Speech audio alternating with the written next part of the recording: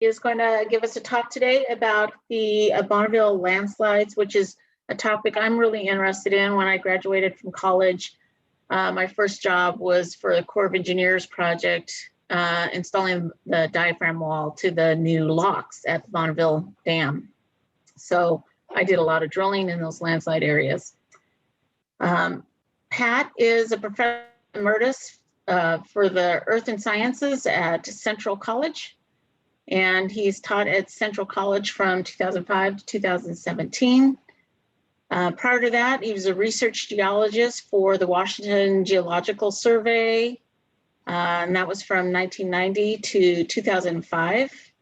And then he also worked for the U.S. The U.S. Geological Survey, the Cascades Volcano Observatory from 1982 to 1990, which of course was an awesome time to be working in that center. Pat studies volcanoes and earthquakes, landslides and debris flows using radiocarbon and tree ring analysis to establish history and dates. He's also written quite a few books, which I believe are referenced in our newsletter. And he was, a lot of his books on Mount St. Helens and Rainier. I have a lot of publications, and one of his books on Mount Rainier won the Best Guidebook Award in 2009, which I think is awesome. So congratulations, Pat, on that. And with that, I think we're going to give Pat control and we will start the presentation.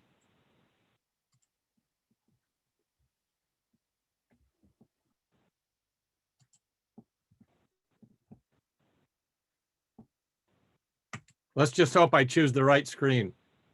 How'd I do? Right now, I just see you. Yeah. Okay. Oh, I see. Wait a minute. There you go. Yeah, that looks good.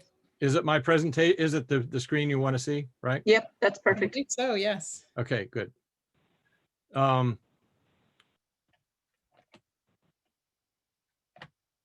Okay, nice to see you all. Nice to have the opportunity to give this presentation. And you've probably, some of you may have seen my Quimper geology presentation. It's going to be similar to that, although I have some new information here. So, well, let's just get going. I've been, when I started working at the U.S. Geological Survey in '82, I was shortly afterwards asked to start working on Mount Hood by Dick Janda, who I worked for at the survey. And so we started what Rocky Crandall, who worked for the U.S. Geological Survey, had just finished doing a study of Mount Hood in response to the eruption of Mount St. Helens. Rocky spent the summer of 1980 quickly going over to Mount Hood to look at the hazards. And so he put together a very quick and masterfully written USGS bulletin on the eruptions, recent eruptions at Mount Hood. And what Dick Janda wanted us to do was to look at the most recent eruptions and see what else we could find out about those recent eruptions at Mount Hood, because Mount Hood is an active volcano with active geothermal system and so on. And so we did. And when we started that study, which I'll talk about, it wasn't too long before we started finding buried trees. And finding the buried trees, well, I'll tell you the story as I get into it here about how this led to us wanting to know about the study of tree rings and dendrochronology. And so that study in 1983 has sort of launched me on a side trip of my career that I'm still working on today. And so that's what I want to talk about. So this first picture is a historic painting of the Bonneville landslide looking to the southwest from about the town of Stevenson, about if you were to be standing on the docks down at the port of Stevenson today and you were looking at the southwest, this is about what you'd see. And this was painted by Paul Kane, who was on the Hudson's Bay, on a Hudson's Bay expedition in 1847. And he's probably most noted for his paintings of Mount St. Helens and also for some of the Native American individuals that he saw. But this painting shows the Bonneville landslide. And it shows, among other things, the landslide is this vegetated feature that extends across the picture in the lower center. It started on Table Mountain, which is just out of the view here, and extends all the way across to what's now Cascade Locks, which is over on the left. And then in the foreground, you can actually see these stumps sticking out of the river. And these are stumps of the famous submerged forest of the Columbia that I'm going to talk about later, that was described by Don Lawrence, who was a tree ring pioneer in Washington State and the Northwest. So this painting actually is a painting of a geologic feature that we're going to be talking about a little bit later. I just want to mention that I've been working with a lot of people on these different projects, and you can see some of the names here. Most recently, on some of the Seattle Fault stuff, I've been working with Trevor Contreras at the State Geologic Survey and Emily Lindstrom Carson, who's a high school teacher. Actually, you mentioned the field trip by Bob Carson. Emily is married to Bob's son, Hank. And Emily did her master's in geology on the subsidence of the Hamma Hamma Delta during the Seattle earthquake. So, but Emily and I hatched a scheme to get a Partners in Science research grant from the Murdoch Charitable Trust, and we got that to study some buried trees that Trevor had found that he thought were victims of the Seattle Fault earthquake. And so I'll mention those too. And that has led me into working and collaborating with Brian Black of the Laboratory of Tree Ring Research, and Jesse Pearl and Brian Shared at the USGS, who are also working on this kind of stuff. And so without these people who've spent, many of them have spent a lot of time helping me take samples over the decades, I wouldn't be half as far as I am today in these studies. And I'll mention that Rosalie Lamb, who's shown in this picture on the lower right, was about 16 when she was interning with me from Capitol High School in Olympia. And she went on to get her bachelor's in geology from Brown University and a master's in geology at MIT, and is now teaching high school in Maine. So what are subfossil trees? They're any tree that's still woody, that's preserved in some environment over the years. And you can find them in a number of places. This happens to be Spider Lake, a landslide dam lake in the Olympic Mountains. And we're looking to the southwest here. The landslide dam is behind the trees, the vegetation here in the background. You know, I don't know how many people suffer from red color blindness, but I've converted the pointer into a laser pointer, which I hope you can see, but I just realized it's red. And so I know that some people may not see it because it's red. So it turns out Spider Lake, I'll go back for just a second. It turns out these trees died about 1,100 years ago, and they're one of the buried forests that we're going to be talking about. Here's another environment. This is one of the trees in Johns Creek near the Hamma Hamma Delta, and that's Trevor Contreras of the State Geologic Survey standing there. He found these trees when he was mapping the Eldon Quadrangle there for the State Geologic Survey, a 1 to 24,000 scale mapping project. And it turned out these trees died about 1,100 years ago. So we decided that they would be the focus of our Murdoch Trust Partners in Science grant. And I will talk a little about how these trees have told us information about the Seattle Fault. And you can see that we have a new radiocarbon age on them that is in the early 900s AD, early to mid 900s. So I made this diagram about 20 years ago, and I don't really have access to GIS right now, but this diagram still comes in handy. And the red and maroon dots show you locations around the state where we've dated landslides. Originally, the maroon dots were landslides for which we had radiocarbon ages, but since that time, a number of these just red dots have been dated now too, but they show you that these landslides and landslide dam lakes are all over the state.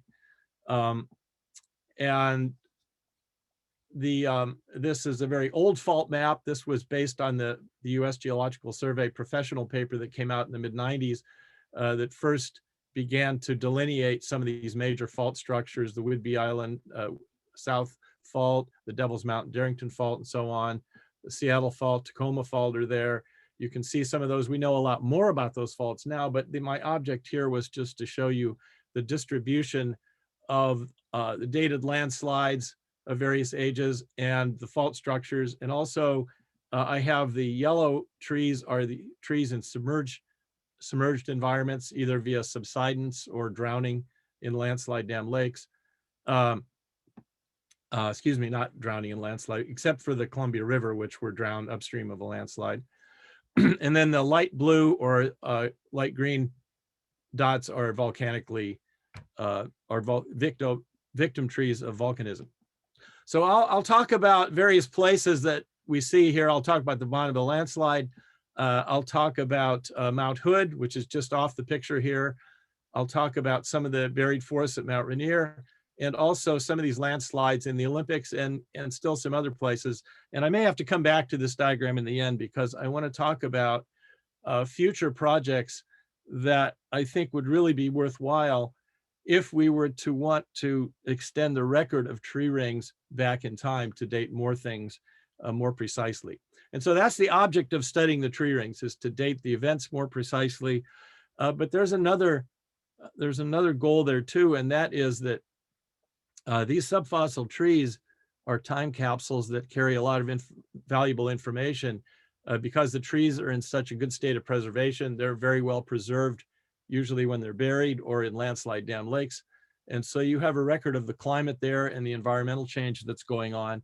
And so that's another reason to want to study these subfossil trees, is not just to date the geologic events that you're looking at, but also to accumulate a record of climate and environmental history back in time.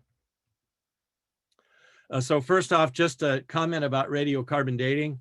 Not everyone knows, has the same level of information in the audience, but I'll just mention that radiocarbon dating is useful for dating things back about 50,000 years, which is roughly 10 times the half-life of radiocarbon, the unstable isotope carbon-14, which is 5,730 years.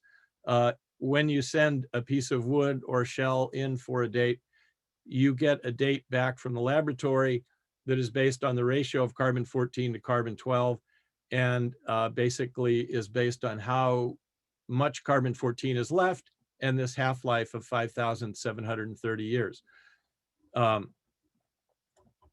In the past couple decades, a couple things have made carbon dating much more useful and have given it increased precision, and that is the calibration of the radiocarbon curve, which I'll talk about in a second, by way of tree rings and varves, lake deposits that have carbon in them, and also because of technology, the inventions like the mass spectrometer, for example, that allow you to date very tiny samples of carbon. So here's an example on the slide of a radiocarbon decay curve. And this is the kind of plot you can get when you use a program like OxCal. If you want to learn more about OxCal, you can go to the Oxford University Radiocarbon Lab. You could probably just web search on that and you'll find it. And the way this works is that this curve you see is basically a reconstruction of the carbon content back in time, the carbon-14 content of the atmosphere in time. And so what one does is when you get a lab date back, you take the lab date and its error that comes with it over to the radiocarbon decay curve, and wherever it intersects this decay curve, then you take that zone and you go down, and here's your calendric ages. Now, how this was constructed was, again, looking at doing very careful radiocarbon testing back in time of individual tree rings of a known calendric age and how much carbon-14 is in them. The reason it varies is that this is an interplay between the Earth's geomagnetic field, the solar wind, and the flux of cosmic rays coming in that are hitting nitrogen and other molecules in the atmosphere to create carbon-14. So, of course, there are other effects too. There's circulation effects in the Earth's atmosphere, but this this calibration curve is actually essential now for getting very precise dates. And especially now, if you are able to find a buried tree with bark on it, and remember, when you have bark on the tree, you have some context, you know, you can make an interpretation that if the tree was killed by a geologic event, then the last year of its growth must be represented by that annual growth ring that's underneath the bark. So if you have a bark-bearing victim tree, you can actually take several samples of wood, a known number of tree rings apart, and what you do is you send all those in and you get the results back, and then you can best fit the array of dates onto this decay curve. And what that allows you to do is to cope with, say you get one of these flat wiggly areas, which we call plateaus on the radiocarbon curve, then that increases the possibility of multiple answers.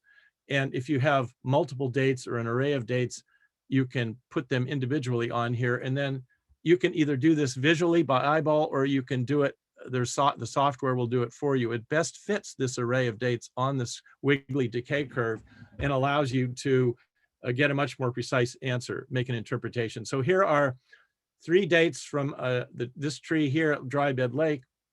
And you can see that here is, we have taken this particular date, 275 rings in from the bark. And I chose that intentionally because I knew the rough age of the tree, and I knew there was a very steep part of the decay curve here. So I wanted to catch that, and we actually did catch it. And so I carried that error over here. And then here are the other 2 ages from the younger parts of the tree. And you can see the area of that they share in common is where the high precision age is going to be. So this is a tree from the southeast Olympic Mountains, not too far west of Shelton, that was killed in a debris avalanche when it dammed up a small creek. There's another, more recently in the last few years, there's another tool that we can use, and that is these radiocarbon anomalies, like the one at 774, 775 AD that was discovered originally by Japanese researcher Miyake. In fact, this is now called the Miyake anomaly, and also 993. And if you can find these anomalies in the radiocarbon, it helps you to identify where you're at in the radiocarbon curve. So then moving on to tree rings. Tree rings is using the barcode of the tree rings to compare a subfossil tree with the master record from living old growth trees. And the tree ring science was really born in the early part of the last century, when Andrew Douglas, an astronomer working for Percival Lowell down in Arizona, got interested in trying to see if climate, if he could understand better the sun and climate, its influences on climate by studying tree rings. Well, in the process of doing this, he gave a talk in 1914 back in Washington, D.C., and it turned out somebody from the Smithsonian was there who heard him talk and was interested in dating the ancestral Puebloan ruins in Arizona and New Mexico. And so he began to give money to Douglas to study the tree rings and the beams they were finding.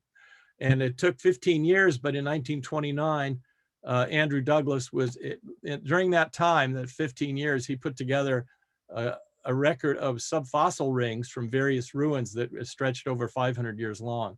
And so he had what we call a floating chronology, and he had no idea where in time this floating chronology was until 1929, when he was able to reach back with this piece of wood, this charred piece of wood called HH39 from Show Low, Arizona, which allowed him to connect his living old growth trees with that 500 year record of these Puebloan ruins. So this is a pretty monumental discovery, and really it's one of the first times that we've been able to date a prehistoric event to the actual year, and it was through using tree rings. Well, back then they used skeleton plots to do it, and today we have computer methods that allow us to do the same thing.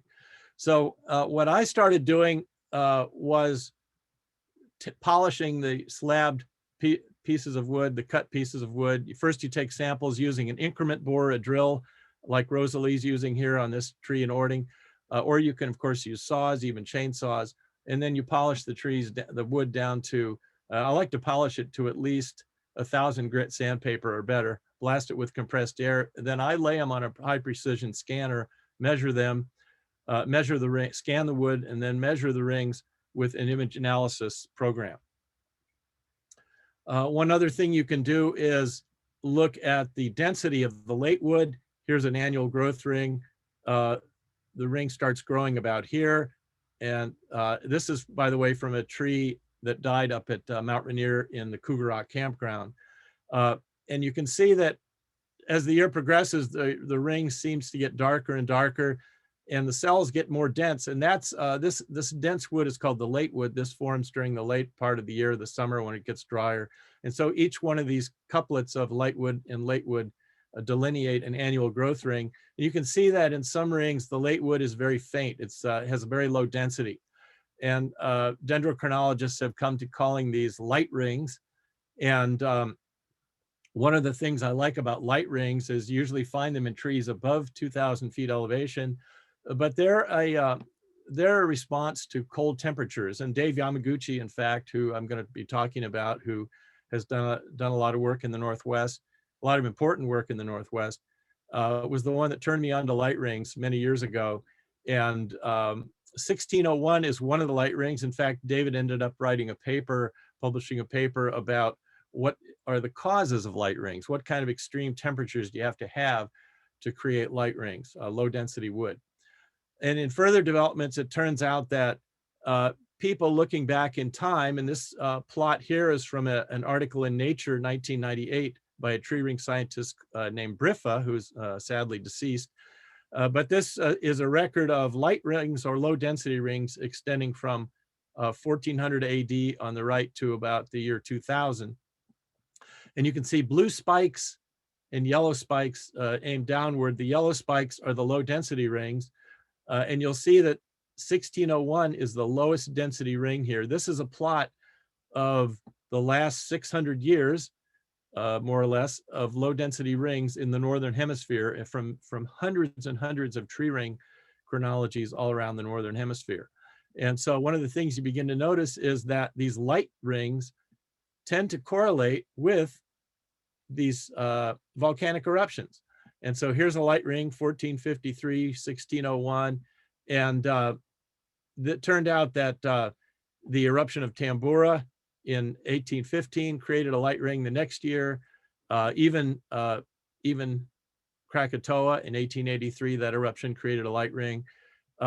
It turned out that the 1601, at the time we discovered the light ring, there was no known eruption. And eventually it was discovered there was a colossal eruption in Peru of Huayna volcano. So volcanic eruptions that produce sulfur aerosols, sulfuric aerosols, create a layer of reflective aerosols in the atmosphere that reflect solar radiation, increase the Earth's albedo, and lower the temperature, and thus can result in these light rings. And the light rings turn out to be very, very useful to tree ring scientists trying to date and cross-date buried trees. So where are we at in the Northwest in terms of tree ring records that we can use to compare against our subfossil trees we find? Well, these black dots show the locations of some of the master records. You'll see in looking at the data on the left here that most of the studies go back only into the 13th centuries at the most. A few go back longer. Dave Yamaguchi's Long Island chronology goes back to over 1,000 years to 991, and that's the one he would eventually use, that he put together, that he would eventually use to date the Cascadia earthquake to the year. Qibin Zhang, a researcher at the University of Victoria, put together a chronology at Heel Lake on Vancouver Island. He put together 7 or 8 chronologies, floating chronologies that go back many thousands of years. The youngest one is this one that goes from 1991 to 130 years BCE.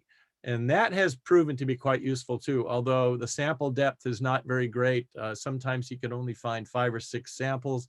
These are trees that were swept over a couple millenniums into a lake off a mountain. And so he patiently radiocarbon dated and tree ring dated all these trees and put together a chronology that goes back about 2,000 years. So we've attempted to use that in cross dating. And I'll talk, the arrows point to the Bonneville landslide, a couple of the Electron Mudflow trees, and then to some of the other Mount Rainier trees I will talk about. One of the pioneers of, probably the most important pioneer really in Pacific Northwest tree ring studies was Don Lawrence, who grew up in Portland, became interested in the botany of the Columbia Gorge. And Don studied just about every natural, he was a true natural scientist. He studied just about everything, trees, rocks, you name it. He was one of the first people to go up to Mount St. Helens and date the past eruptions. He also did this at Mount Hood, and I'll be talking in a bit about his work on the Bonneville landslide. At Mount Hood, he noticed trees in areas where there was a lot of pumice fallout, and he cored the trees, and he saw compressed tree rings in places that he correctly interpreted as a place where the tree had been traumatized by the tephra fallout, stripping and defoliating the vegetation off the tree. And in one situation, he dated the eruption to 1802 by counting backwards from the bark. This was an amazing feat for Don Lawrence in 1959. And it turned out years later, Dave Yamaguchi would come along and look at the same trees. And Dave was able to cross-date the trees using ancient old growth trees around there and find out that he actually dated it from starting from older rings as opposed to counting backwards from the bark. And David was actually able to find out that the tree was so traumatized it skipped a couple rings. The eruption was actually between 1800 and 1801. So, excuse me, between 1799 and 1800. So, but Don was right on target there in his tree ring work. David then went on to study all the buried forests around Mount St. Helens and a lot of the living old growth trees. And really he revolutionized some of the interdisciplinary work at Mount St. Helens by getting these precise dates. He dated the 1480 eruption, which was the WN tephra, which was a much larger eruption, several times the size of the 1980 eruption. He found out that the next pumice layer, which had only been radiocarbon dated, and the age was known only within, maybe a half century. He found that eruption was within about 2 years of the prior eruption, and it turned out this WE eruption was also larger than the 1980 eruption. And this is a surprising conclusion. This demonstrates that you don't have to build up the whole volcano to have another powerful explosive eruption. He dated the X eruption to sometime around 1500. He couldn't constrain that one as well. And then of course the T eruption to 1800. And he studied trees like in the subfossil trees here in the upper South Fork Toutle and put together a very detailed record of some of the different flow events that came down the Kalama and the South Fork Toutle record and other tributaries on the mountain. So using that information, John Pallister, Rick Hoblet of the U.S. Geological Survey, working with Don Molyneux and Rocky Crandall, were able to synthesize that into a paper on that characterized the different eruptive periods of Mount St. Helens based on these new precise ages that David had provided them. And so really, this is a good example of how interdisciplinary research can really, really give you some good scientific results.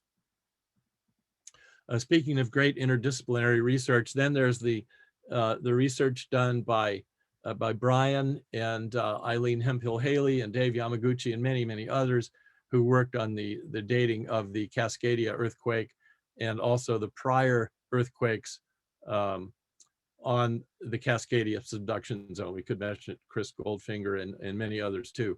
But their work involved, among other things, these subfossil trees along the Copalis and other estuaries of the rivers going into the Pacific.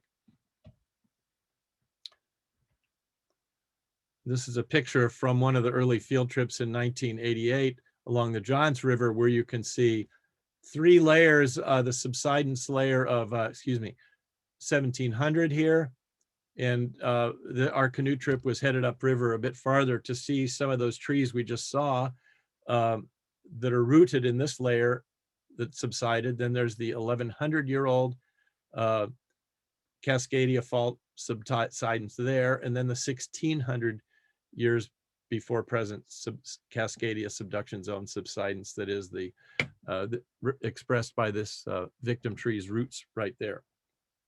A pretty amazing story of the footprints, as Ian Maiden likes to call them, of past Cascadia earthquakes. And so over time, this has allowed scientists to put together a good record of the past Cascadia events. Okay, so how, I just want to talk about some of the ones I've looked at now. And I mentioned that I got started at Mount Hood, and it was shortly after we began working on this study that we started looking at the Lewis and Clark journals. And Ken Cameron was the one who first spotted this. I worked with Ken at Mount St. Helens, and he and I were working together on this, and we noticed the description of Lewis and Clark of the Quicksand River, which is the modern day Sandy River at Troutdale. I don't know if you can see it on this diagram, but they wrote on their map Quicksand River, and they described this river very vividly as having a bed of quicksand. They spent a lot of time there talking about it. And this was in late October of 1805, excuse me, early November 1805. They had just passed the Bonneville landslide. And this is a whole nother part of their story here, which I'll mention later. But on their way back in April of 1806 from their overwintering at Fort Clatsop, they again stopped at the Quicksand River and sent somebody, one of the party whose name was Sergeant Pryor, 6 miles up the river, which is about as far as Dabney Park is today. And again, just to look at this peculiar river with all this quicksand. And as soon as Ken and I saw that, we knew that it had to be related to the lahars. And this really gave us more energy for wanting to know what was the precise age of that eruption that happened right before Lewis and Clark got there. And by the way, there is also evidence in Broughton's journal. You know, Broughton was up there in 1792 and got up about as far as Johnson Point here, or excuse me, as what's called Broughton's Point now, just upstream of Troutdale. And they actually sounded as they went around the delta, and you can really see too that even in 1792, the whole river was pushed over to the north side by this delta that's coming out of the Sandy River. So the red dots here show the subfossil trees and the Sandy River drainage, some of which we looked at, and this photo shows a nice view by Ellen Cameron of the young crater of Mount Hood that was blown out. We're looking due north here. That was blown out in about 1500 years ago by the Timberline eruptions. And there's a little lava dome there, crater rock, which was the source of the explosions and pyroclastic flows that gave rise to these lahars going down the Sandy River and also the White River all the way to the Deschutes River.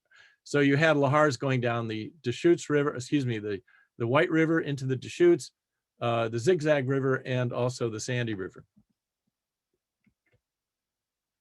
And those lahars would go all the way down the Columbia. This is at Camp Angelos, a camp run by the Greek Catholic Church downstream of Oxbow Lake Park on the Sandy. This is looking to the west. And this photo on the right is one of the trees that's just out of the picture down here. And you can even see the diamicton, the matrix of the lahar deposit on the bark of the tree. It's still there after over 200 years. So these are some of the trees we studied. This is the west flank of the mountain. Again, there you can see the debris apron coming off Crater Rock. If you've never hiked at Old Maid Flat, it is an absolutely amazing place. If you want to see what Mount St. Helens might look like in another 150 years or so, go up to Old Maid Flat on the west side and hike the I can't remember the name of the trail now. The falls there. Well, one of you is going to correct me. Hike this trail at the very end of Old Maid Flat. One of the things we saw was a tributary that had been dammed up. The Lahar came down right here and back flooded up the Muddy Fork. This is a close-up aerial view of the Muddy Fork. And there's remnants of a drowned forest there. And we found trees, injured trees along the side that had been scarred when that lake that was dammed up by the Lahar breached. But there are all kinds of subfossil trees standing up. And these are the trees that we ended up sampling.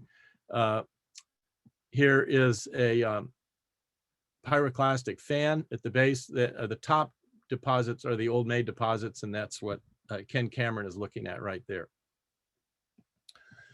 So we finally collected enough samples, and the real tough thing was finding the bark-bearing trees. Here we found one with bark, and we were able to find out that the outermost ring under the bark was 1781, almost complete ring 1781. So we think we found 2 trees that had the bark on them. So we think the eruption happened in 1781. And we've dated that really first by using these light rings in the subfossil trees. So this subfossil tree here and this one both had bark on it.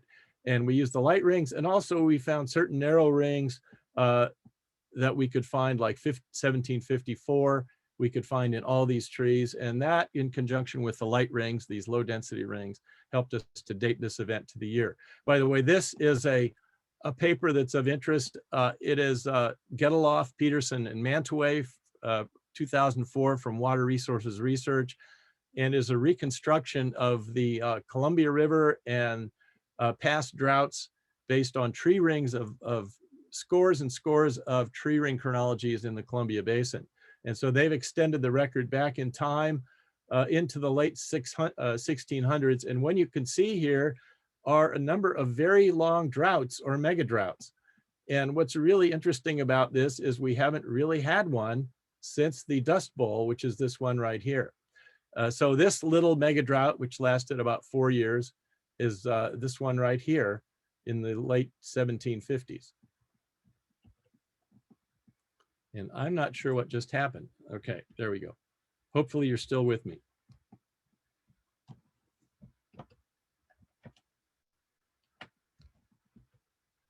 Okay, so we'll jump up to Mount Rainier. Here's a view of Mount Rainier from the west side, from the Glacier View Wilderness. So on the left, we have a paleogeographic reconstruction of the landscape about 5,700 years ago, just before the great Osceola mudflow came down from Mount Rainier, the largest lahar from Mount Rainier in the last 10,000 years. And the next picture here, and by the way, the Osceola did not fill in all these valleys. This is a huge amount of fill. The study of this fill, Paul Zafis did an amazing job in his PhD dissertation of reconstructing the timing of how long it took this fill to develop over the last 5,700 years. But also Don Molyneux in his work on the Auburn 1 to 64,000 mapping project back in the, I don't even know what the date of that is. I want to say the 60s. He 63, I think it is.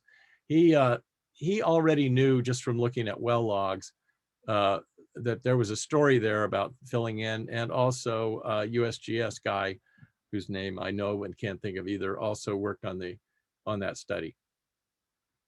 So here we have a Google Earth picture of the same area. Here's Mount Rainier, the Puyallup Valley coming down, and then the Duwamish White River Valley going up to Elliott Bay.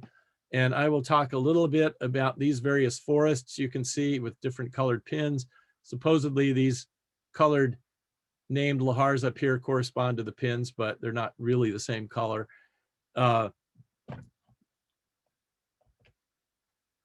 Okay, so the first one I'll mention, I'll go back just a second, is this Kent buried forest in Lavender here. This was kind of a surprise.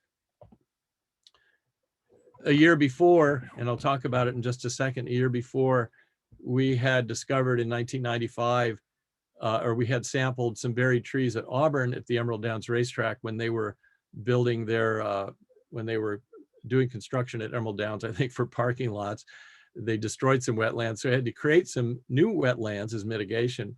And in the process, they unearthed a lot of buried trees. Well, when we went down to sample them, Jim Valance and I from the USGS, we came back the next day hoping to get more samples, and they had reburied most of the trees. So the next year, when they turned up these buried trees at Kent, we weren't so casual about our approach. And I actually called Dave Yamaguchi and Brian Atwater and begged them to come down and help me. So they both spent a day, the three of us with our chainsaws, and we sampled 20 trees in that time that were pulled out before, and we had to do that quickly because they were filling up this wetland with water. But this turned out to be a real surprise because these trees turned out to be 1,500 years old, not 1,000 years old, which was a total surprise to us. And Jim Valance and I got a wiggle match radiocarbon date on one of them. That's this tree here, which we call tree number 15, which had 350 years of growth rings in it. And this tree died somewhere between 518 AD and 550 AD. Well, I got a Centralia College student, Ariel Moran, interested in working on this project. So she measured about half the trees and I measured the other half. And we ended up trying to compare those trees with the Heel Lake Master Chronology on Vancouver Island. We got a fairly decent match at about 525, spring of 525 AD. So this is something we're going to go back to and spend more time on. But in the meantime, Quinn presented this at the 2017 GSA in Seattle. And up to Auburn now, about 15 kilometers south of there. And here's a stump of a deciduous tree in that wetland at Emerald Downs Racetrack I was talking about. We didn't get that many great trees out of this area. This is where they reburied them, but we got a few.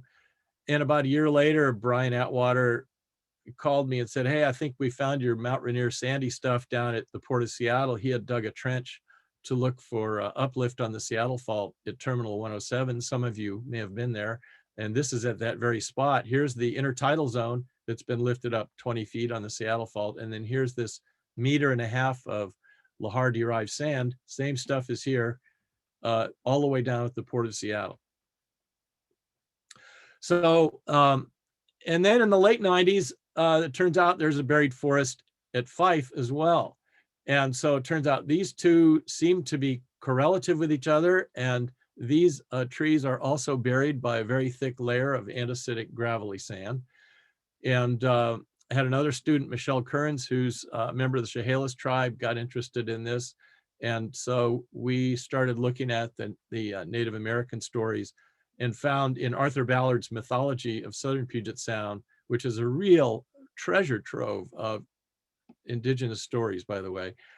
We found some amazing stories that talk about the whales plowing through and forcing their way and changing the course of the river and allowing it to go both ways. And these are wonderful allegories that are still in their heritage, you know, a millennium later, that may have something to do with this huge lahar that came down about 1,100 years ago and that ramified at Auburn. Part of it went one way into the Elliott Bay and the other came to the south and went out through Fife into what's now Commencement Bay.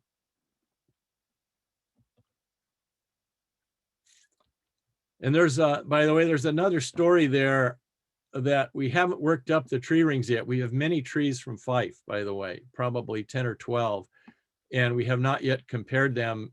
We've not done dendrochronology on them, but we want to compare them with each other, and then we want to compare them with the Seattle Fault trees too, to see if we can find out how close in time this event was to the Seattle Fault earthquake. Okay, this brings me to the Electron Mudflow. Probably the most recent major event from Mount Rainier. We knew it was about 500 years ago. Rocky Crandall's date of about 530 years ago, just a raw radiocarbon date, came from a tree where the Puyallup River breaks out of the mountain front into the Puget Lowland here at this little town of Electron. And since then, in 1993, they started unearthing trees in Ording because of development. And so this began my marathon collecting of trees with core increment boring and chainsaws down in the town of Ording. But we've also begun to collect some from Lake Kapowsin, which Rocky interpreted to be dammed up by the Electron Mudflow. And you can see we have found some buried trees there that allowed us to get new radiocarbon dates, wiggle match dates.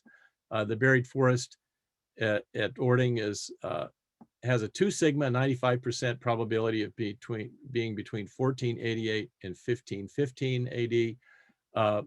And the trees in Lake Kapowsin are between about 1498, 1539. So they were most undoubtedly also killed by the Electron Mudflow. And of course, there's also a story about this event too, a story about a lake bursting on the on top of Mount Rainier, and water rushing down the hillsides and rushing into the town of Ording.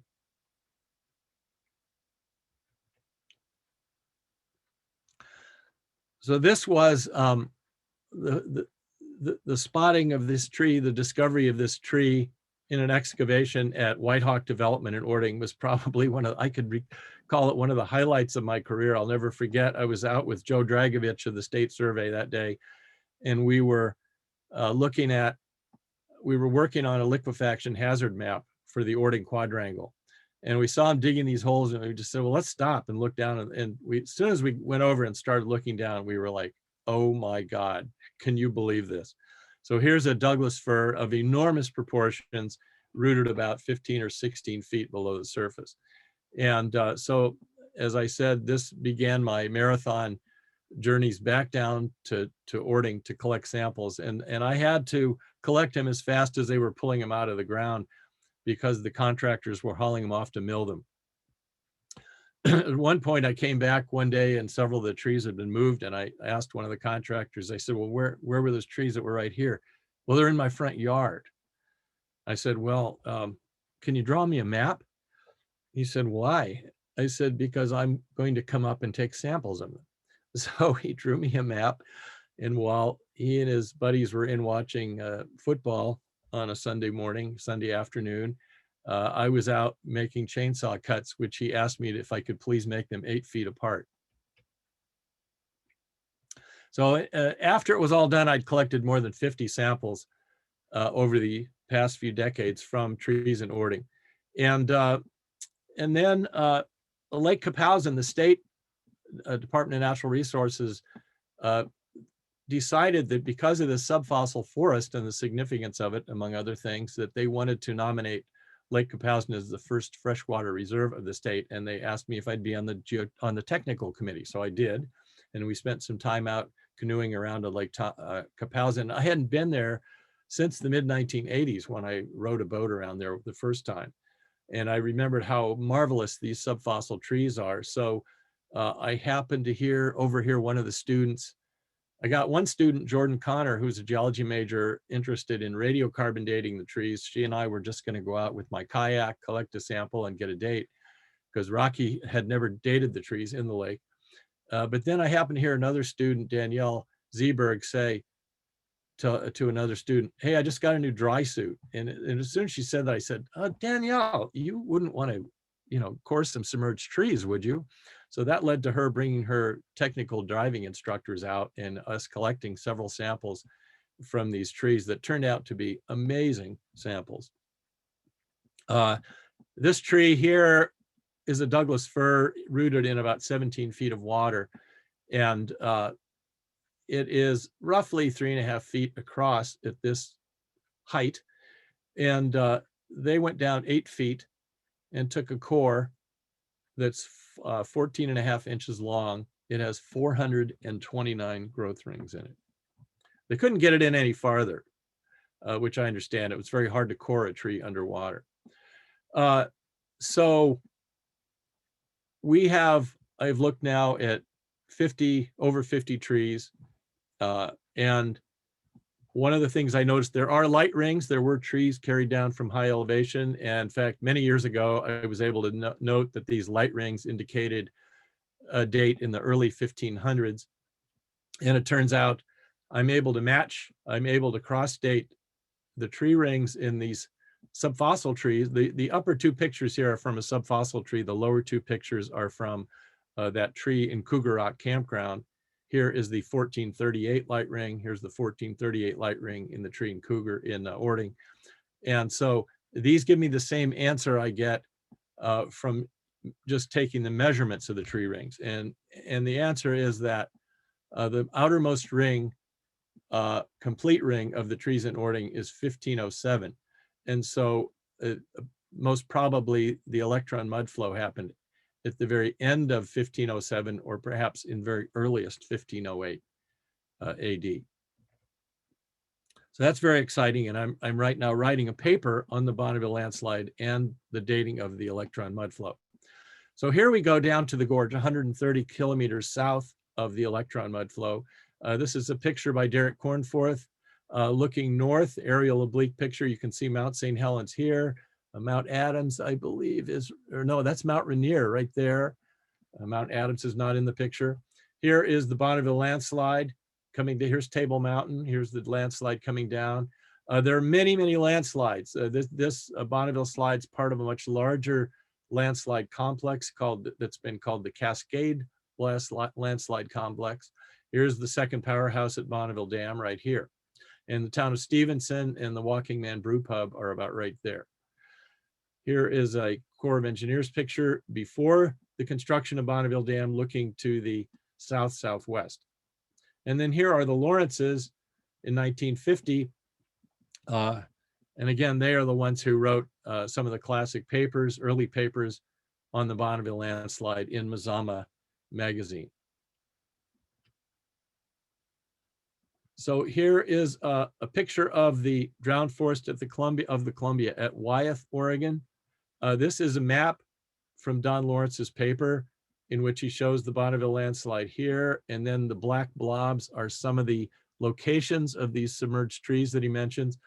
By the way, he and his wife, Elizabeth, counted more than 3,000 of these snags as they were documenting these over the years. I was out with Don Lawrence, and Dave Yamaguchi was with me, as well as Ken Cameron and others in 1987. He was almost 90 years old then. And in fact, we were with his protege, Ken Phillips of the USGS, who by then was in his 90s. And at that point, we asked Don where his samples of these submerged forest trees were. And he said he was very depressed about this. He said they were probably almost all gone. He could not find any. He'd been back to his mother's house, couldn't find any. The World Forestry Center had burned down in 1964. Some of his slabs had been on display there. So we sort of gave up at that point. If Don didn't know where they were, then pretty much all was lost. And we really wanted to get our hands on these trees. Well, Nathan Reynolds, who at the time I was working with on a study of lichens on the Bonneville landslide, he decided, well, he would call the World Forestry Center. So Nathan called the World Forestry Center. Yes, they said, well, we have these crates in the basement and we're not really sure what's in them, but you guys are welcome to come over and look. So Jim O'Connor and Nathan and I and Alex Bordeaux, an archaeologist, went over there to look one day in 2001, and they opened up one crate. And wouldn't you know it, the crate contained 2 of these trees, Don Lawrence's subfossil trees, and two slabs of living trees that he'd tried to cross-date with these trees. So we were overjoyed. And then, of course, then we had to convince the people at the World Forestry Center to let us sample the trees, which they weren't eager to do. But they eventually did. And they allowed us to take samples for tree ring measurements and radiocarbon dating, which we did. And this is one of those slabs right there. And so that has allowed us to pursue this radiocarbon dating and tree ring inquiry farther. By the way, this is Wind Mountain, looking across the Columbia at Wind Mountain. And of course, these trees are now drowned behind the pool upstream of Bonneville Dam.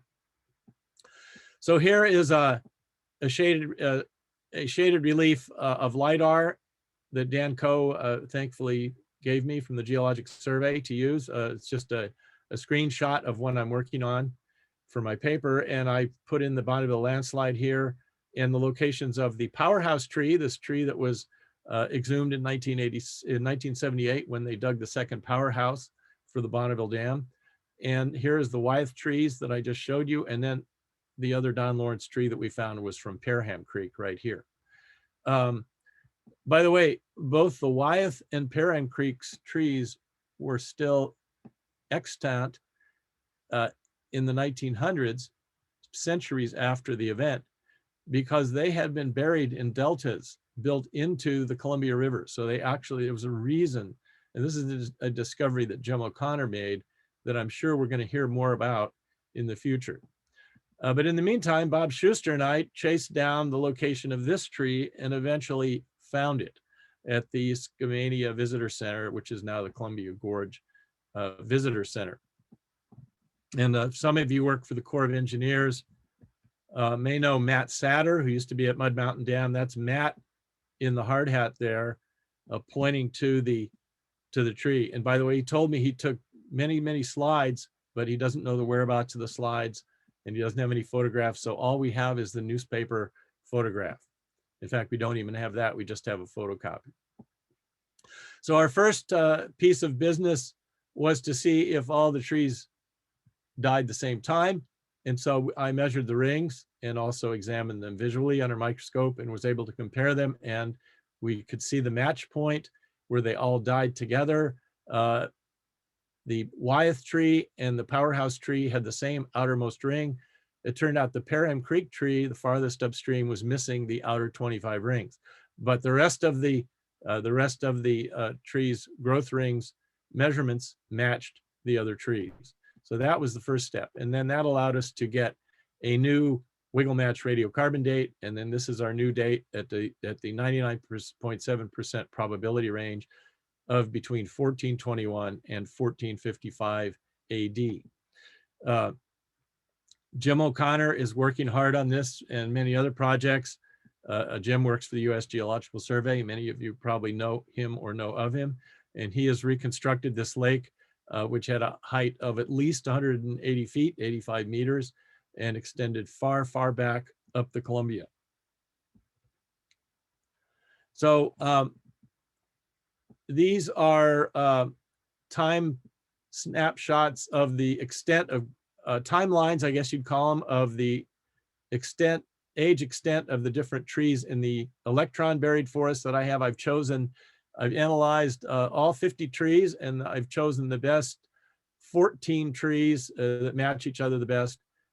So those I'm putting together a chronology from. And this shows that some of the trees are over 400 years old, a number are over 300 years old. So I have some really good climate records to work with. Down in the Bonneville landslide, we have some that are the oldest chronology is this one of the rays of the Parham Creek tree has 186 rings, and not so long, the Wyeth and the powerhouse tree don't get over 150 rings. I think 140 rings was the longest of these.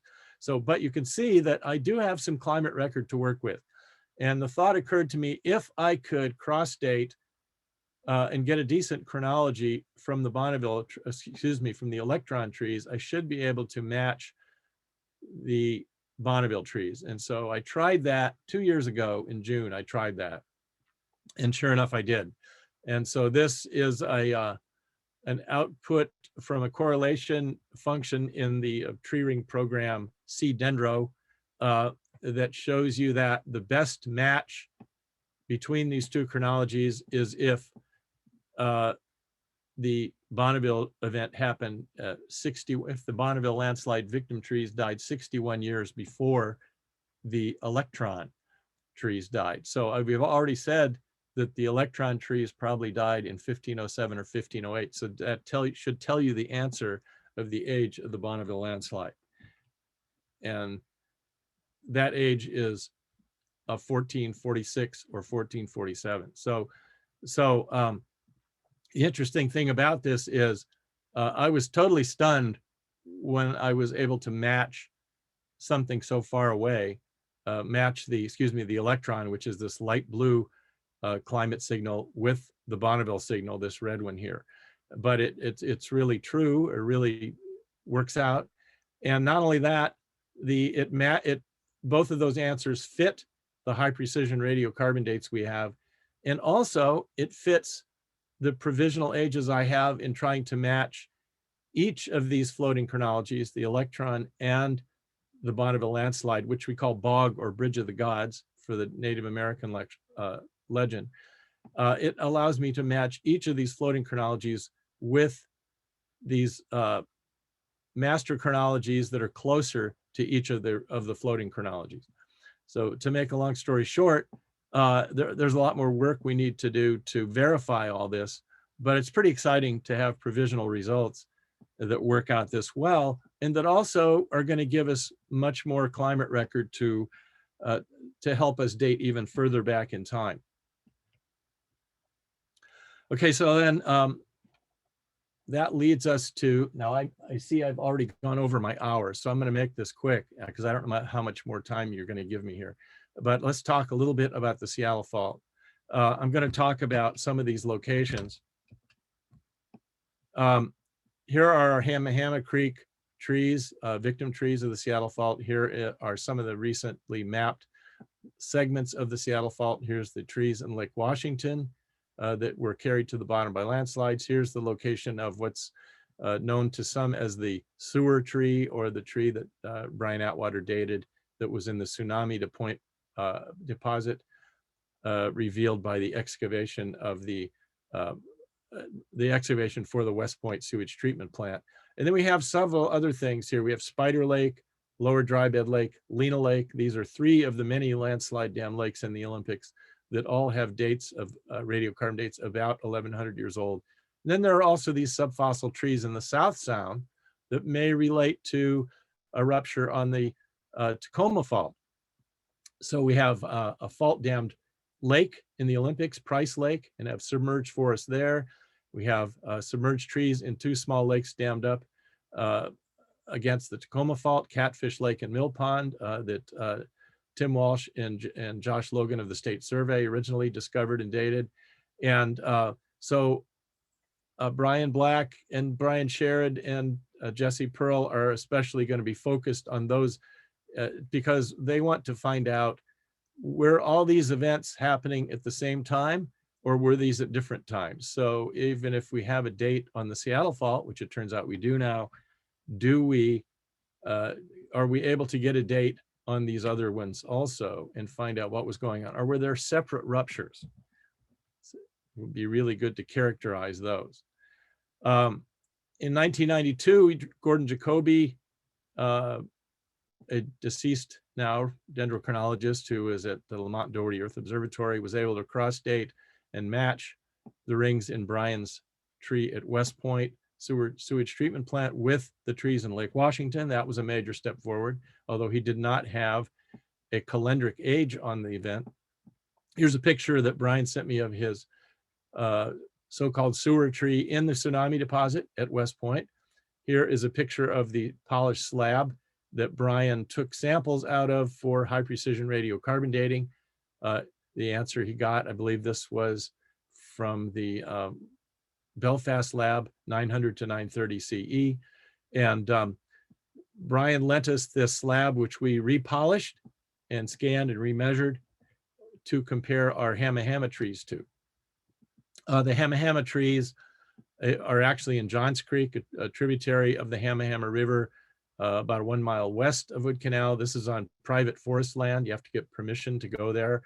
This is Emily Carson and Tyler Ferguson, one of her students, out sampling. This is what we call tree number 1. The tree is protruding from lake deposits that formed in this blue area behind this landslide. And so you have in the creek standing snags and also these trees that were knocked over and then buried in the lake deposits. Here's a slab that we took from one of those lake deposits, and you can see where we took wedge cuts off the slab. And you can also see it did have bark on it that fell off. This sort of light orange material is just the weathered outer part of the tree. But several of these trees were bark bearing. So they gave us a very good wiggle match. Tree number 1 had 319 rings, so it allowed us to get back to that steep part of the decay curve. And that gave us this age between, high precision age between 913 and 983 AD. We also, using some of our funds from the Murdoch grant, we sent in yet another sample from the dry bed lake tree from 275 rings in, and that allowed us to get a nice high precision wiggle match age for that tree of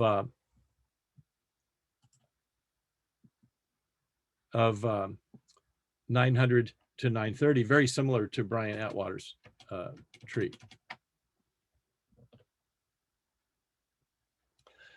So I have been able now to match, this is actually from a couple of years ago, was able to put together a match, provisional match between the Hamma trees in rusty red here with the Heel Lake trees and with Brian's West Point tree. It's a little bit of a stretch with the Lake Washington trees, but it turns out these do cross date.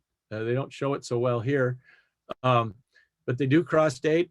And what really stuck out here, and remember this blue wiggle curve at the bottom is from quite a ways north up on Vancouver Island. And the sample depth is not very big. So it's not the most robust chronology in the world. This is from 7 trees in Johns Creek. But one of the things that really stands out is that one thing noted about the chronology on from Heel Lake that Ki Bin Zhang noted was this profound drought between the late 1770s and about 810 AD. And we have the same drought in that shows up there at the west side of Hood Canal. In fact, some of these other droughts also show up at exactly the same location. So this is looking pretty good. And it turns out Brian Black was able to collect all the original samples that Gordon Jacoby took from Lake Washington with Brendan Buckley and Patrick Williams. And he was able to remeasure those, and he got the same answer. And then Jesse Pearl, and working with Charlotte Pearson at the Tree Ring Lab in Arizona, worked on getting the radiocarbon dates and looking for the Miyake anomaly I was talking about at 775 AD. And so, sure enough, she found the same anomaly in the Hamma, the Lake Washington trees, and also so she's plotted here, this is from Jesse, the same, she's plotted the North American reference for this Miyake event at 775 AD, and also the Lake Washington and Hamma trees. So all those trees show that Miyake event at 775 AD for a date of actually not 920, but 923 CE as the outermost ring. I was going to change that today, and I was being coy about putting the actual date down, but I think now let's just get it out there. It's 923 AD as the outermost ring.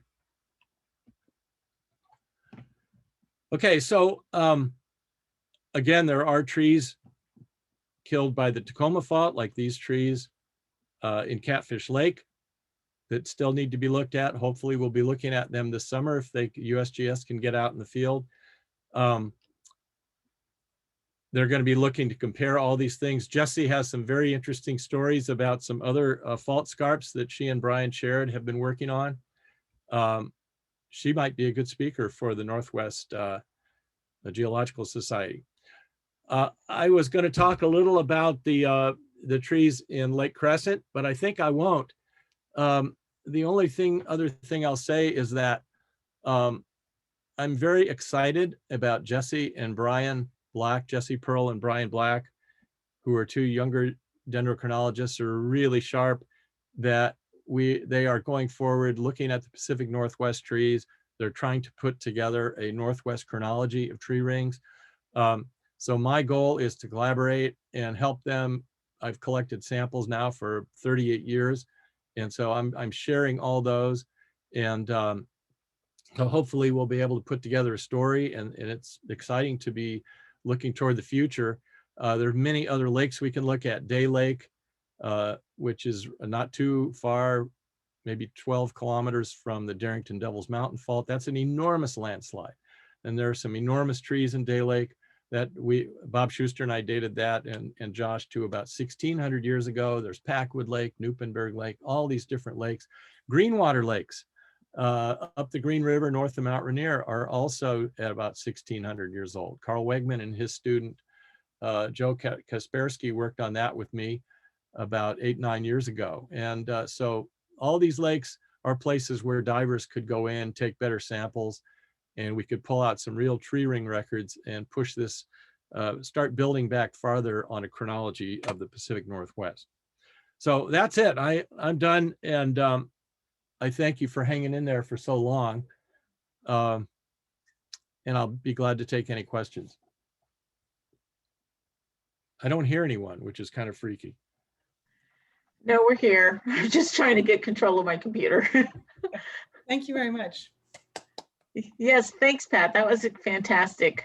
If everyone to join back on so we can see people's faces as we kind of open up for questions. I'm trying to get control over mine. Hey, Amy, do you have to take over control of the presentation? People can individually change their view so they can see the gallery of people. Okay. Okay, I got myself situated there.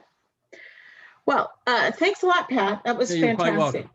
You're quite welcome. I'm Yes. trying to find my way back to the view here. I don't know where everybody, I see you off to the side, but I don't have I don't know Zoom as good as I thought I did. Pat, this is Linda. Yeah. Take off your share screen. Oh, okay. Or just No, disable it. I can't find it. It's up at the top where it's bright. Right underneath the control. Oh, there. Oh, I see. I thought it was at the bottom. I see what it is. Either way, if it Oh, it depends. says new share your screen. Oh, stop share. There it is. There God, you go. thanks. Linda, you're a guru as you always were. There's lots of Zoom. All right. So, That was really great. yeah. I'm stunned that there's still 51 participants. I expected to get down and I'll have like 5. no, you didn't lose anyone. Did anyone fall asleep? You're not giving yourself enough credit, Pat. So I was wondering, what about the trees in Lake Sammamish? Have any of those been sampled? Yeah, they have a similar radiocarbon date. Tim Walsh and Josh Logan were the ones who first dated those two. And Gordon Jacoby took samples of those, but when Brian Black went back to the tree ring lab there at Palisades, New York, to look for those samples, they didn't find them. So I'm not sure if they knew what they were looking for or what. And Brendan Buckley's still there, and I just finished a huge grant with Nicole Davy, who worked there for a long time, and she is still nearby there, although she's now at William Patterson University. But so those samples are probably still there at the Mont Doherty Observatory. Those samples of Lake, because the DNR divers went out and took some samples that Gordon hauled off to do dendro on, and then he passed away a few years ago. So we have his data. The reason I was able to first cross date get my first dating on the Hamma trees was that it turned out Nicole had his hard disk. She was his last PhD student, so Gordon had willed her his hard disk, so she had that, and she sent me all his data. And then Brian Black ended up doing me one better by going back and getting all the original samples he could find and just totally remeasuring them, which is a good thing to do.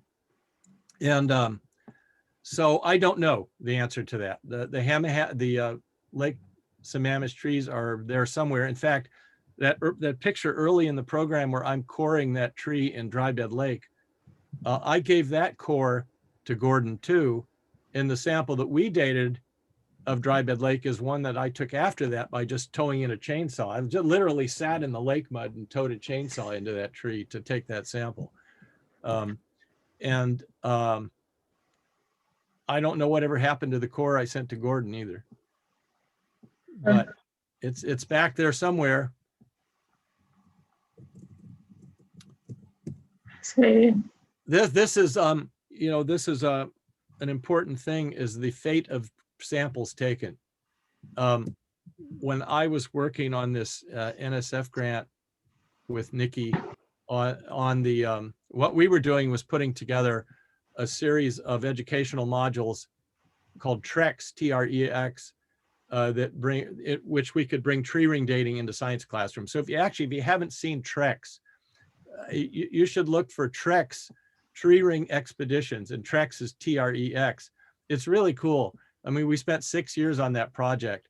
And one of the modules that we did is on the ancestral Puebloan ruins and the use of tree rings. And then we tied another one into that, and that has to do with the Colorado River and the ongoing drought issues in the Southwest. But when I was back there for one of our work sessions at the tree at the Lamont Doherty Earth Observatory, one of the most famous dendrochronologists around had sent all his samples there because his department was get rid of all his samples. And we were just appalled, you know? And so it's like, who can you trust? And right now I'm really worried about what to do with all my samples. Because you realize I've been taking these samples for 38 years now. And I'd say a full half of them, well, some, that's why I have a computerized screen behind me, because you don't want to see what's in my office at home here. Wendy Gerstle spotted it, and I know Wendy's here today, and she sent me a note about where I should be worried about earthquake hazards. So yes, that is true. But I have a lot of samples stacked up right behind me here. And I need to know what to do with these in the future. Come on. looks like you can ship them to Linda. Actually, the Burke Museum may want them, so we shall see. Yeah.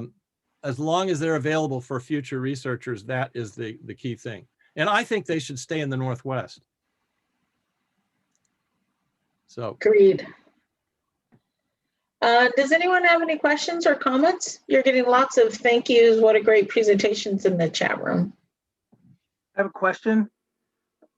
I probably zoned out or something, but the Lake Washington trees, you had the pin on the map. It looked like it was the one on the west side of Mercer Island. I'm just kind of curious because there are like 3 different sunken forests right in that area.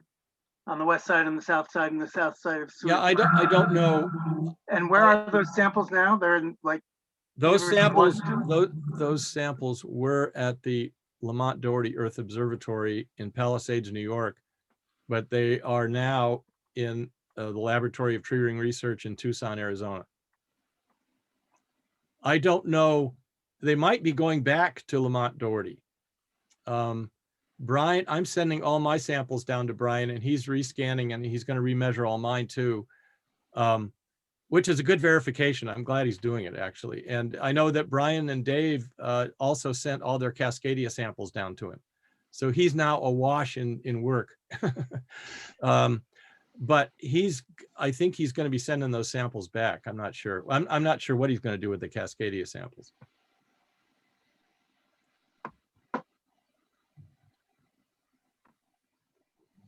Terry, do you have a question? Yeah. So Pat, awesome talk. Oh, thank you, Carrie. Always.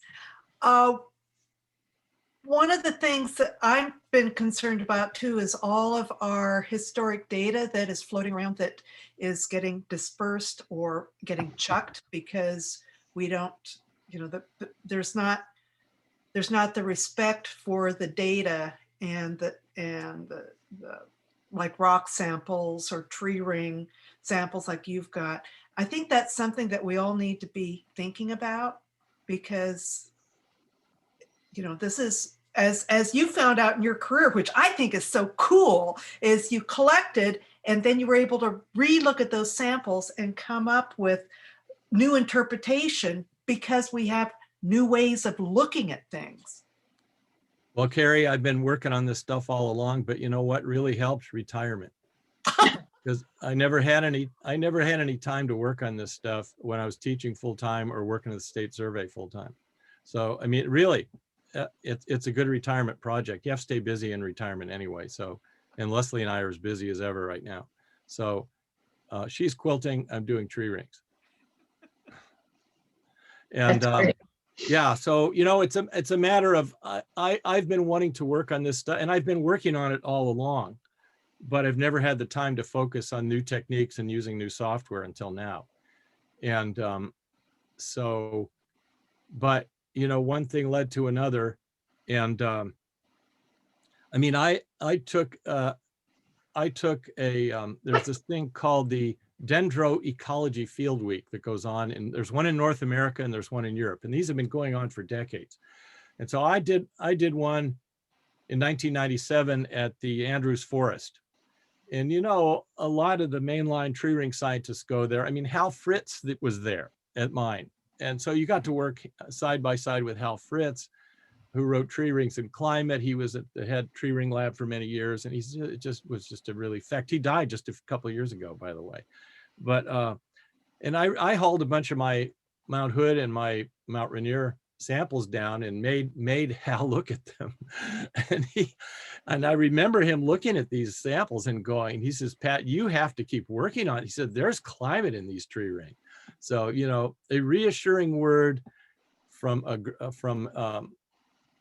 a guru always helps, you know.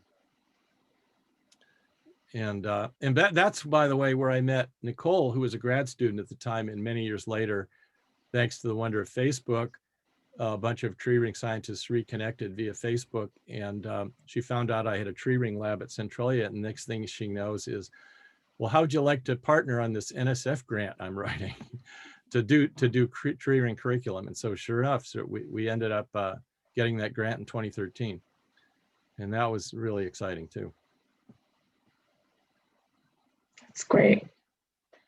Is there any other questions or comments? Actually, I do have a follow-up that's actually a landslide / tree ring data question. Pat, have you looked, a lot of your focus has been Puget Sound, edging into the Columbia River. And I saw you had a couple data points that popped over on the east side of the Cascades. So have you done much in looking at some of the landslide terrain, whether it be volcanic landslide? On the east side of the Yeah. Cascades? Are you referring to that first map, that first diagram? Right. I'm going to quickly look at it. The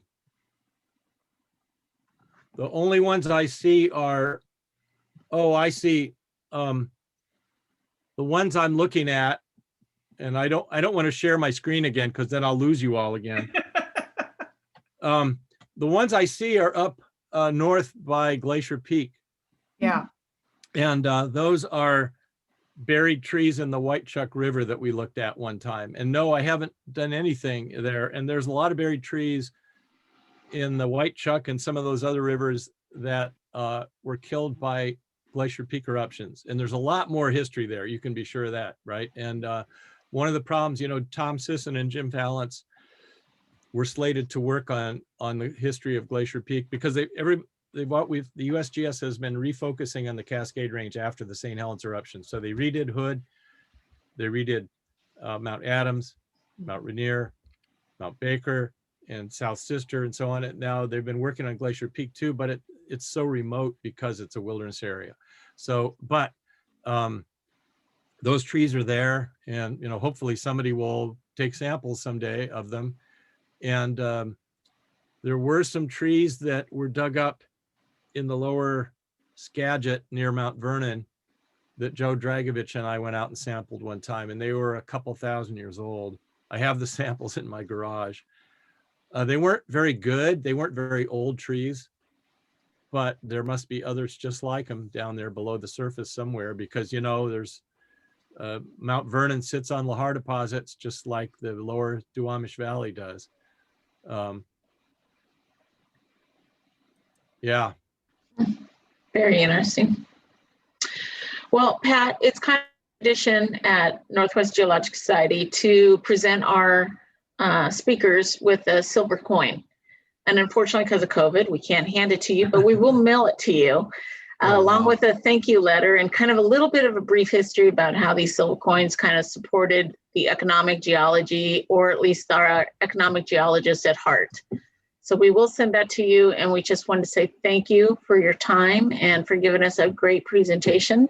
Certainly appreciate it. Thank you all. And God, it's just, again, it's so nice to see all of you. George, Julie, Linda, everybody, George Coburn, all the And Georges, great. all the Yeah. Georges out there. I see so many. Wow. I've never seen so many Georges in years. This is amazing. George and Tom seem to be common Yeah. geology names. Dave Knobloch, Ann and David. Wow. Amazing. Well, you'll have to pop back for some future presentation. I look forward to seeing everybody in person. Yes. How's that? Yeah. That sounds great. Okay. Well, Likewise. take care of yourselves, everybody. And thanks Thank for giving you. me the opportunity to present. Okay. You Ciao. too. Bye-bye. Bye. Bye.